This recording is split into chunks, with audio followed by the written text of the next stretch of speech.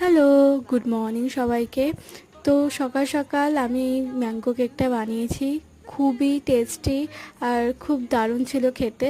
তো এটা তোমরা বাড়িতে বসে ইজিলি দুটো স্টেপে বানাতে পারবে। তো চলো দেখিয়ে দিই কীভাবে বানাবে। প্রথমে দুধটাকে গরম করে নেবে, তারপর ওর মধ্যে দেবে কেসর অ্যান্ড এটাকে তোমরা ভিনিগার বা লেবু দিয়ে ছানাটাকে কেটে ছানার যে জলটা থাকবে সেটা তোমরা হাত দিয়ে ঝরিয়ে নিতে পারবে। তারপরে অ্যাড করবে 2 চামচ সুগার অ্যান্ড চিনি, আর তার সাথে আমের পাল্প, ম্যাঙ্গো পাল্প। আর এটাকে ভালো করে হাত দিয়ে মিক্সিং করে নিতে হবে তোমাদেরকে। তারপরে 10 মিনিট থেকে 15 মিনিট গ্যাসে বা চুলায় বেক করে নেবে।